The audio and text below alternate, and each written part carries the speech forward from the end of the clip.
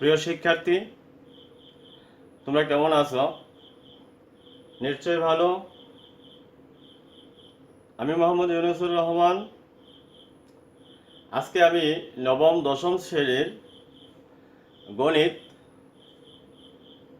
অষ্টম অধ্যায়ের বৃত্তচাপের কিছু অংশ নিয়ে আলোচনা করব। এর আগের ক্লাসগুলোতে আমি বৃত্তর অধ্যায়ের বৃত্ত নিয়ে আলোচনা করেছি। এখন এই বৃত্তের অধ্যায়ের বৃত্তচাপের কিছু অংশ নিয়ে আজকে আলোচনা করব। এখন আমরা জানতে চাই যে বৃত্তচাপ কি। বৃত্তচাপ বৃত্তচাপ কি বৃত্তচাপ কি সেটা যদি জানতে হয় তাহলে আমরা একটা বৃত্ত এঁকে নেই।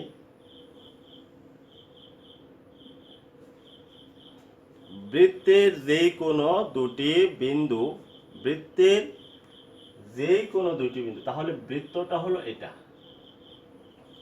এই অংশটা হলো বৃত্ত। বৃত্তের যে কোনো দুইটি বিন্দুর মধ্যে, এই যে দেখো, এটা একটা বিন্দু, এটা একটা বিন্দু, এ এবং বি। বৃত্তের যে কোনো দুইটি বিন্দুর মধ্যে পরিধির অংশ কি? এই যে দেখো, এই অংশটাকে বলা হয় পরিধি। পরিধির অংশকে বৃত্তের চাপ বলা হয়। এখন প্রশ্ন হলো যে বৃত্ত পরিধিটা কি? আমরা যদি বলি এই যে বৃত্তটা আছে, যদি একটা সুতা কল্পনা করি, এই সুতাটাকে যদি আমরা এভাবে লম্বা করি, যে দৈর্ঘ্যটা পাওয়া যাবে সে বৃত্তের যে দৈর্ঘ্য, এই সুতাটা দিয়ে যদি আমি একটা বৃত্ত তৈরি করি, এই সুতাটার যে দৈর্ঘ্য পাওয়া যাবে সেটা হলো বৃত্তের পরিধি, মানে পরিধির দৈর্ঘ্য। তাহলে আমরা জানলাম যে অকেন্দ্র বিশিষ্ট বৃত্তের এই যে বৃত্তস্থ যে কোনো দুইটা বিন্দু, পরিধির বৃত্তস্থ যে কোনো দুইটা বিন্দুর যে দূরত্ব সেটা হচ্ছে চাপ। এখন বৃত্তচাপ দুই প্রকার, একটা হলো উপচাপ আর একটা হলো অধিচাপ। এই যে দেখো, বৃত্তের আমি যেহেতু দুইটা বিন্দু চিহ্নিত করে নিয়েছি, এই যে ছোট অংশ যেটা পাওয়া যাবে সেটাকে আমরা জানি উপচাপ, এটা হলো উপচাপ। আর এই যে বড় যে অংশটা দেখা যাচ্ছে সেটা হচ্ছে অধিচাপ। অধিচাপ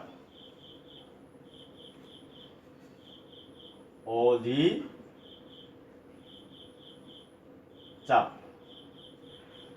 আমি এটাকে যদি আরো একটু বিস্তারিত বলতে চাই, এই যে অংশ, এই যে এখন আমি আরেকটা বৃত্ত আঁকি, এই যে অংশ,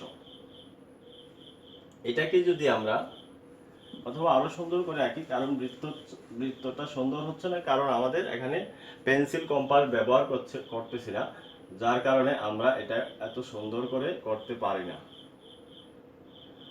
এখন দেখো, এই যে বৃত্ত, আমি যদি এই অংশটা মুছে ফেলি, এই যে দেখো, আবার ওই যে অংশটা আছে, এই যে ছোট অংশ আছে, এই ছোট অংশটা হচ্ছে উপচাপ। আর এই যে বড় অংশটা দেওয়া আছে সেটা হলো অধিচাপ। তাহলে আমরা জানলাম বৃত্তের উপচাপ কি, অধিচাপ কি। এখন আমরা যদি বলি যে উপচাপ এবং অধিচাপ চিনলাম, এখন বৃত্তস্থ কোণ। বৃত্তস্থ কোণ আমি এটার মধ্যেই আবার করি। দেখো বৃত্তস্থ কোণ কিভাবে চিনব? বৃত্তের দুইটি যা, দেখো বৃত্তের দুটি যা পরস্পরকে বৃত্তের উপর কোনো বিন্দুতে ছেদ করলে, মনে করো এই অংশটা হলো একটা যা এবং এটা হলো অন্য আরেকটি যা। তাহলে বৃত্তের দুইটি যা পরস্পরকে বৃত্তের উপর কোনো বিন্দুতে ছেদ করলে ওই ছেদবিন্দুতে যে কোণ উৎপন্ন হবে সেটাকে বলা হয় বৃত্তস্থ কোণ। যেমন এ বি এবং এ সি দুইটি যা, এই দুইটি যা বৃত্তস্থ অর্থাৎ বৃত্তের পরিধির একটা বিন্দু এতে ছেদ করেছে, সুতরাং আমরা বলতে পারি এইটা হলো বৃত্তস্থ কোণ। বৃত্তস্থ কোণ। এখন আমরা যদি কেন্দ্রস্থ কোণ চিন্তা করি, তাহলে আমরা এখানে বৃত্তস্থ কোণটা জেনে নিলাম কি, বিএসি। বিএসি এটা হলো বৃত্তস্থ, এটা হলো বৃত্তস্থ কোণ। এখন আমরা জানব কেন্দ্রস্থ কোণ। বৃত্তের কোনো চাপ আমরা ধরে নিলাম, এই যেটা এটা মনে করি ডি, এটা মনে করলাম ই। এই যে বৃত্তের একটা চাপ ডি ই, বৃত্তের কোনো চাপ বৃত্তের কেন্দ্রে যেই কোণ উৎপন্ন করে, এই চাপটা যদি এভাবে কেন্দ্রে একটা কোণ উৎপন্ন করে, বৃত্তের কোনো চাপ বৃত্তের কেন্দ্রে যে কোণ উৎপন্ন করে সেটাকে মানে কেন্দ্রস্থ কোণ বলে। তাহলে আমরা বলি ডি ও ই, এটা হলো কেন্দ্রস্থ কোণ। কেন্দ্রস্থ কোণ। তাহলে আমরা চিনতে পারলাম যে বৃত্তস্থ কোণ কি, কেন্দ্রস্থ কোণ কি, এবং এর প্রথমে যে অংশটুকু আলোচনা করছি চাপ, বৃত্ত চাপ। তাহলে চাপের দুইটা অংশ পেয়েছি, উপচাপ এবং অধিচাপ। ছোট অংশটাকে আমরা বলি উপচাপ এবং বড় যে অংশটা পাবো সেটা হলো অধিচাপ। এখন আমি একটা জ্যামিতিক উপপাদ্য প্রমাণ করব। আমি বোর্ডে লিখে নিয়েছি যে বৃত্তের একই চাপের উপর দণ্ডায়মান কেন্দ্রস্থ কোণ বৃত্তস্থ কোণের দ্বিগুণ। আবার একই প্রশ্ন দেখো, বৃত্তে একই চাপের উপর দণ্ডায়মান বৃত্তস্থ কোণ কেন্দ্রস্থ কোণের অর্ধেক। এখন আমরা যদি এটাকে প্রমাণ করতে চাই তাহলে কি করব? প্রথমে আমি এই অংশটা প্রমাণ করব, কেন্দ্রস্থ কোণ বৃত্তস্থ কোণের দ্বিগুণ। আমি কি করব? প্রথমত একটা বৃত্ত এঁকে নেব। যেমন দেখো এই যে একটা বৃত্ত আঁকলাম, অকেন্দ্র বিশিষ্ট একটা বৃত্ত। এখন অকেন্দ্র বিশিষ্ট বৃত্ত, এই যে বৃত্ত আঁকলাম আমি, তার একটি উপচাপ আমরা ধরে নেব, এই যে মনে করো বিসি। বিসি এটা একটা উপচাপ ধরে নেব, কারণ আমরা উপচাপ চিনেছি। বৃত্তের পরিধির ছোট অংশ যেটা হবে সেটা হলো উপচাপ। ছোট অংশটা হবে উপচাপ আর বড় অংশটা হবে অধিচাপ। তাহলে এই বৃত্তস্থ একটা চাপ ধরে নিলাম যেটা হলো উপচাপ। এখন এই বিসি চাপের উপর দণ্ডায়মান এই বিসি চাপের উপর দণ্ডায়মান কেন্দ্রস্থ কোণ কোনগুলা এবং বৃত্তস্থ কোণ কোনগুলা সেটা আমি দেখব। এই যে দেখো বি এ, এখানে একটা নাম দিলাম এ, এবং আমরা যদি মানে এদিকে আরেকটা যা টানি তখন দেখা গেছে এ বি এবং এসি দুইটি যা বৃত্তের একটা বিন্দুতে কোণ উৎপন্ন করেছে সেটা হলো বৃত্তস্থ কোণ, এবং বৃত্তের কোন চাপ কেন্দ্রে যে কোণ উৎপন্ন করে, এই যে চাপটা কেন্দ্রে যে কোণ উৎপন্ন করে সেটাকে বলা হয় কেন্দ্রস্থ কোণ। তাহলে আমরা বিশেষ নির্বাচন কি লিখতে পারি? অকেন্দ্র বিশিষ্ট এবিসি একটা বৃত্ত, তার উপচাপ বিসির উপর দণ্ডায়মান বৃত্তস্থ কোণ বি এ সি। তাহলে বৃত্তস্থ কোণ কোনটা পেলাম? বৃত্তস্থ কোণ হলো বিএসি, এবং কেন্দ্রস্থ কোণ কি পেলাম? বিওসি। বি কেন্দ্রস্থ কোণ আমরা পেলাম কেন্দ্রস্থ কোণ বিওসি। বৃত্তস্থ কোণ এবং কেন্দ্রস্থ কোণ আমরা পেয়ে গেলাম। এখন আমি বিশেষ নির্বাচনটা তোমাদেরকে আবারও বলি, যদি অকেন্দ্র বিশিষ্ট, দেখো বিশেষ নির্বাচন কি লিখবো? অকেন্দ্র বিশিষ্ট এবিসি একটা বৃত্ত, তার একই উপচাপ বিসির উপর দণ্ডায়মান বৃত্তস্থ কোণ বিএসি এবং কেন্দ্রস্থ কোণ বিওসি। বৃত্তস্থ কোণ হলো বিএসি এবং কেন্দ্রস্থ কোণ হলো বিওসি। এখন আমি এটা প্রমাণ করতে গেলে আমার একটা নতুন অংশ সংযোজন করতে হবে, সেটা আমি করব। তবে কি প্রমাণ করতে বলছি সেটা জেনে নেই। বলা হচ্ছে কেন্দ্রস্থ কোণ হলো বৃত্তস্থ কোণের দ্বিগুণ। তাহলে কেন্দ্রস্থ কোণ কোনটা? এই যেটা।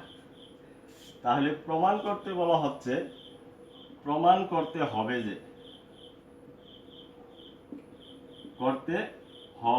যে কি প্রমাণ করব?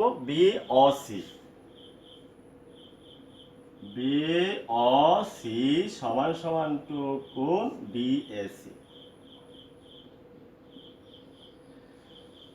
এটা প্রমাণ করতে হবে।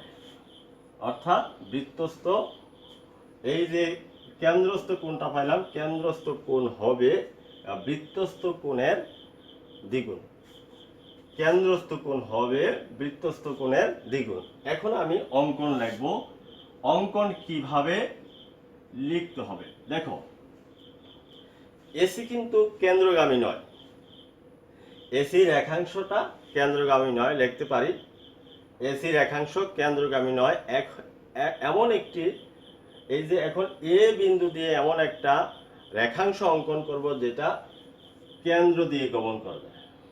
মানে আমরা এ থেকে একটা রেখাংশ অঙ্কন করব যেটা কেন্দ্র দিয়ে গমন করে।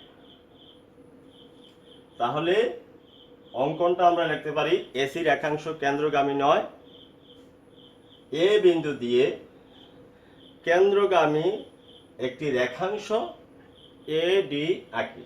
এটা হলো অঙ্কন। এবার আমি আসি প্রমাণ। তোমরা অঙ্কনটা লিখে নেবে, আমি প্রমাণটা দেখাচ্ছি। প্রমাণ,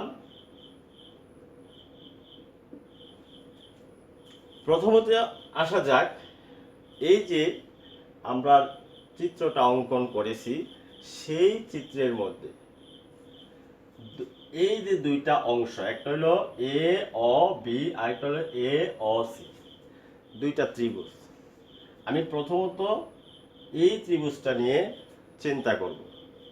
এখন দেখো এই যে ত্রিভুজটা আছে, ত্রিভুজটা হলো কি, এই যে ত্রিভুজটা আছে সেই যে ত্রিভুজটা হলো এ ও বি, এ ও বি এর একটা বহিস্থকোণ আছে। এই ত্রিভুজের বহিস্থকোণ কোনটা? বহিস্থকোণ হয় একটা ত্রিভুজের তিনটি বাহুর মধ্যে যে কোনো একটি বাহুকে বর্ধিত করলে যে কোণ উৎপন্ন হয় সেই কোণটা হলো বহিস্থকোণ। তাহলে এই ত্রিভুজটার এই যে এও বাহুটাকে কিন্তু বর্ধিত করা আছে, সুতরাং এটা হলো বহিস্থকোণ। তাহলে কি বি ও ডি, এই যে বি ও ডি হচ্ছে বহিস্থকোণ। কারণ এই যে ত্রিভুজের দুইটা বাহু কি, তিনটা বাহু আছে, তিনটা বাহুর মধ্যে যে কোনো একটা বাহুকে বর্ধিত করেছি, আর বর্ধিত করার কারণে যে একটা কোণ উৎপন্ন হলো সেটা হলো বহিস্থকোণ। তাহলে আমরা লিখতে পারি ত্রিভুজ এও বি এর বহিস্থকোণ, বহিস্থকোণ হলো বি ও ডি।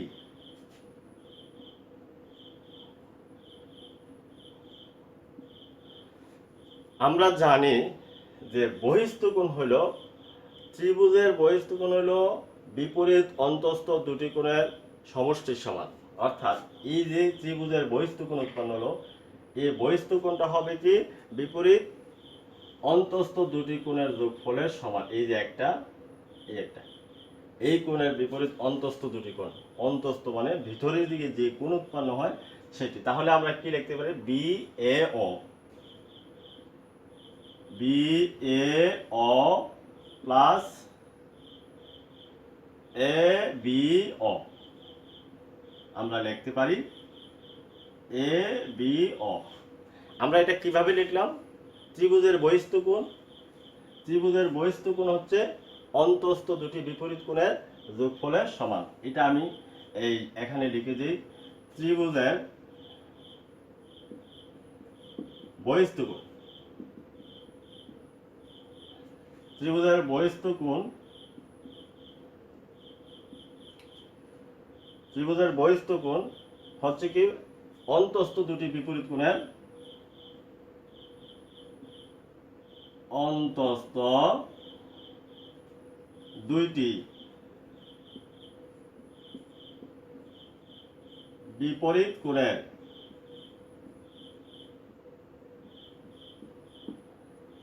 কোণের সমষ্টির সমান, সমান। এই যে অংশটা আমরা এটা কিভাবে পেলাম? ত্রিভুজের বহিস্থকোণ বিপরীত দুটি অন্তস্থ কোণের যোগফলের, অন্তস্থ কোণের যোগফলের বা সমষ্টির সমান। এখন আবার আমরা লিখব ত্রিভুজ এ ও বি এ, এই যে অ এ আছে এবং অ বি আছে, এ দুটি সমান, অ এ সমান অ বি। কেন সমান? এটা হলো একই বৃত্তের দুটি ব্যাসার্ধ। এই যে দেখো এই কেন্দ্র থেকে পরিধি পর্যন্ত যেই দূরত্ব, পরিধির যে কোনো একটা বিন্দুর দূরত্ব সেটা হলো ব্যাসার্ধ। তাহলে ও এ সমান অ বি, এটা হলো একই বৃত্তের ব্যাসার্ধ, একই বৃত্তের ব্যাসার্ধ। এখন আমরা আরেকটা সূত্র জানি যে কোন ত্রিভুজের যদি দুইটা বাহু সমান হয় সেটা হলো সমদ্বিবাহু ত্রিভুজ। তাহলে এখানে দুইটা বাহু সমান হয়ে গেল, কোনটা? এই বাহুটা এবং এই বাহুটা সমান হয়ে গেল। তাহলে এটা হয়ে গেল কি সমদ্বিবাহু ত্রিভুজ। এই সমদ্বিবাহু ত্রিভুজের ভূমি সংলগ্ন কোণদ্বয় সমান। যদি কোনো ত্রিভুজের দুইটি বাহু সমান হয় তাহলে এটা সমদ্বিবাহু ত্রিভুজ। আর সমদ্বিবাহু ত্রিভুজের ভূমি সংলগ্ন, এই যে দেখো ভূমি সংলগ্ন কোণদ্বয় সমান, অর্থাৎ বি এ ও সমান A B O, B A অ সমান বি এ অ সমান এ বি অ। এটা কিভাবে লিখলাম? সমদ্বিবাহু ত্রিভুজের ভূমি সংলগ্ন কোণদ্বয় সমান, সমদ্বিবাহু ত্রিভুজের ভূমি সংলগ্ন কোণদ্বয় সমান সমদ্বিবাহু ত্রিভুজের ভূমি সংলগ্ন কোণদ্বয় সমান, ভূমি সংলগ্ন কোণদ্বয় সমান।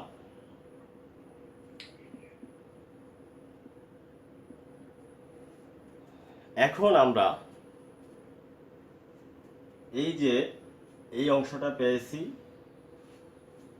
এই যে এই অংশটা আমরা এখন নিয়ে আসব, এখানে আমরা মান বসিয়ে দেব। এই যে যেহেতু মান পেয়েছি, আমরা কি পেয়েছি? বি এ ও সমান এ বি ও, এটা পেয়েছি, সেটা আমরা এখানে বসিয়ে দেব। দেখো আমরা কি করব? কোণ বি ও ডি সমান কোণ B A O plus A B অ। এখন আমি বি এ অ এটা রেখে দেব, আর কি করব? এই মানটা বসিয়ে দেব, অর্থাৎ এ বি অ এর মান বসিয়ে দেব বি এ অ। তাহলে এটা কোথায় থেকে পেলাম? এই অংশ থেকে পেয়েছি। অর্থাৎ দেখো বি এ অ সমান এ বি অ, এই দুইটা সমান হওয়ার কারণে আমি এইটার মান এটা লিখে ফেলেছি। দেখো এ বি অ এর পরিবর্তে লিখছি বি এ অ। তাহলে এটা কি হয়ে গেল? দুইটা এক রকম হয়ে গেছে, অর্থাৎ বি এ অ টু কোণ বি এ ও, অর্থাৎ এই দুইটা যোগ করে ফেলেছি। এখন দেখো আমরা এই ত্রিভুজটা নিয়ে কিন্তু পেয়েছি বি অ ডি সমান টু কোণ বি এ অ। এটা আমি একটা সমীকরণ ধরে নেই। এখন একইভাবে আমি প্রমাণ করতে পারি। সুতরাং এখানে আমি আর সম্পূর্ণ লিখব না, অনুরূপভাবে লিখে ফেলবো। এটা যেভাবে হয়েছে এই ত্রিভুজটা থেকে আমরা একটি কোণ বের করব। যেমন দেখো এখানে B A B O D, এই যে কোণটা পেয়েছি, এই কোণটার মান হলো টু কোণ বি এ ও। এখন আবার এই ত্রিভুজটা, এই যে দেখো আমরা এই যে ত্রিভুজটা পেয়েছি, এখন এ অ সি, এখন এই ত্রিভুজটা দিয়ে অনুরূপভাবে লিখতে পারি। এখন লিখব অনুরূপভাবে পাই।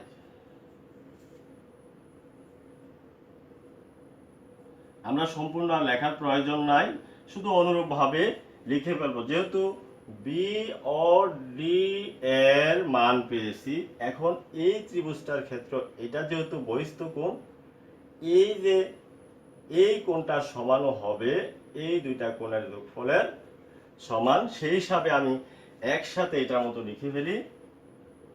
অনুরূপভাবে আমরা কি পাই?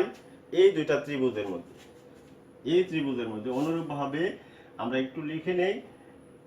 এ ও সি এ, ত্রিভুজ এ ও সি এর মধ্যে আমরা পাই সি ও ডি, সি ও ডি সমান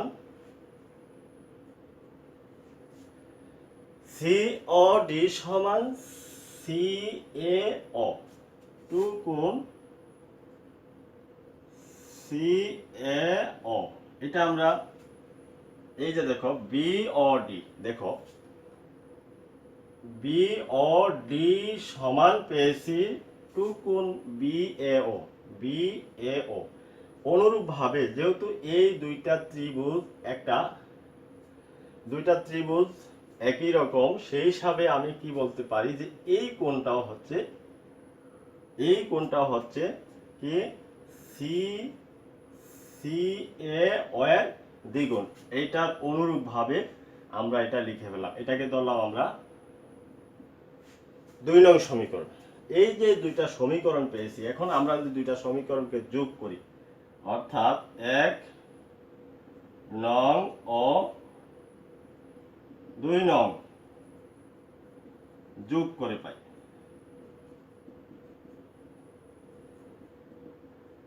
কি পাই দেখো, বি ও ডি প্লাস সি ও ডি সমান, এই যে দেখো 2টা কমন নিয়ে নেব, B A O plus C এ ও। এখন দেখো বি এ ও এটা, সি সি এ ও এই অংশটা, তাহলে কি হলো বি এ সি, অর্থাৎ এই দুইটা অংশ যোগ করে আমরা পাইতেছি বি এ সি। তাহলে এখানে লিখে নিলাম 2 গুণ বি এ সি, এই যে আমরা লিখে নিলাম বি এ সি। আর এদিকে কি আছে দেখো, বি ও ডি, এটা আমার এখানে দেখো সি ও ডি, তাহলে সি ও ডি এটা, এই দুইটা কোণ মিলে পেলাম বি ও সি।